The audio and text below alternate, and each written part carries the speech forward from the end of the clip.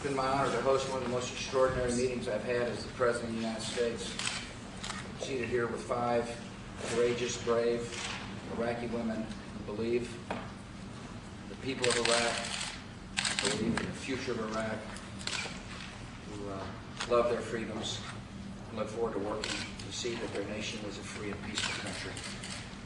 The stories of these 5 courageous leaders is a story of human tragedy on the one hand and human hope on the other.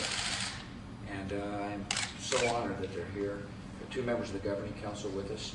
I'll ask each member to say a couple of words, and then I'll be glad to answer a couple of questions. Would you like to start? The leader of the delegation, and by the way, there's an extensive group of Iraqi women in the room next door that I will go talk to here in a minute with these, along with these other 5 leaders here.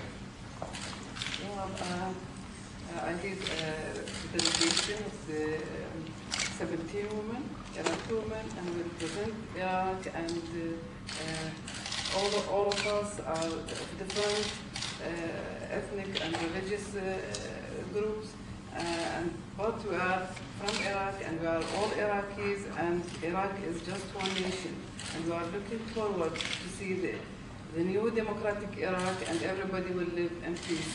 We don't like wars anymore, and we suffered a lot. Yes. I'm also from the Governing Council. I'm also leading these women. And I am from the Turkmen community. And it's a pleasure for me to be in America. And I work for my people. And I like to see Iraq has its new government. And I like to see my people more security, and I'd like to say that my people in Iraq, all of them, Kurdish, Turkmen, Arab, they're all working together. And the Sunni triangle, there's no Sunni triangle, they're all Iraqi. We all like Iraq, we all like America, and we don't want them to leave us. We need them because we have open borders, and we don't have army, and we don't have trained policemen. So we need them at this time, and we ask them to not leave us, please, at this time, because it is a very, very difficult condition for us.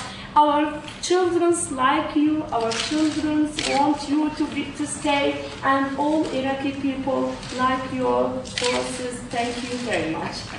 I assured these 5 women that America wasn't leaving. When they hear me say we're staying, that means we're staying.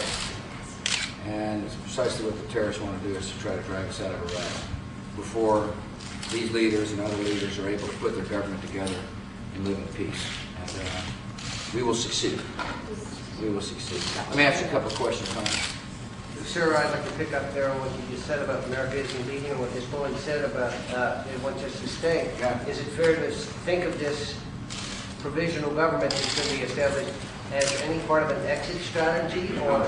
The politics will go forward. The political process is moving on. The Iraqi people are plenty capable of governing themselves. We're in the process now of working with the Governing Council to put in place the necessarily a law so that people feel comfortable about the evolution of the government. The Governing Council itself is going to be making these decisions, and it's full of capable people. On the other hand, we will continue to work with the Iraqi people to secure its country. We fully recognize that Iraq has become a new front on the war on terror, and that there are disgruntled Ba'athists as well as Fedayeen fighters and Mujahideen types and Al-Qaeda types that want to test the will of the civilized world there. And we will work with Iraqis to bring people to justice. We talked about the high price the Iraqi citizens are paying.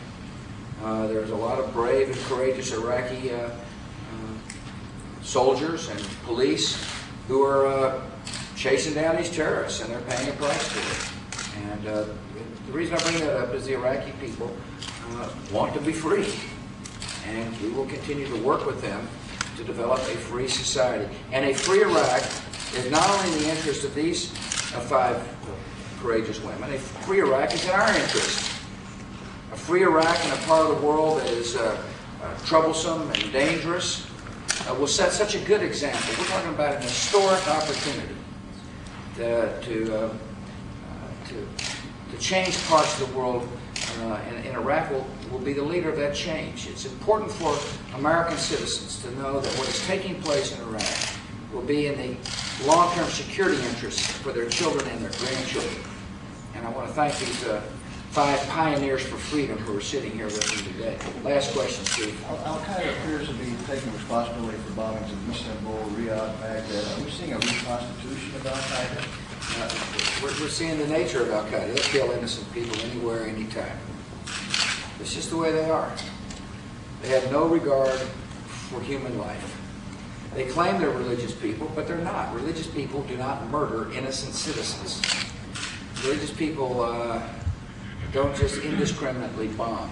The bombing in Istanbul, I was told today, may have taken more Muslim lives than any other religion. They don't kill, they just kill, and they're trying to create fear and chaos. I had a good talk with the Prime Minister Erdogan, who assured me that 1, he understood his responsibilities to protect people from all religions within his country, and 2, that he would chase these killers down and bring them to justice. There's only one way to deal with Al-Qaeda. Find them and bring them to justice. And that's exactly what the United States and a lot of other nations, including a free Iraq, will do. We do this in the name of humanity, we do this in the name of freedom, and we do it in the name of peace. Thank you all. Thank you.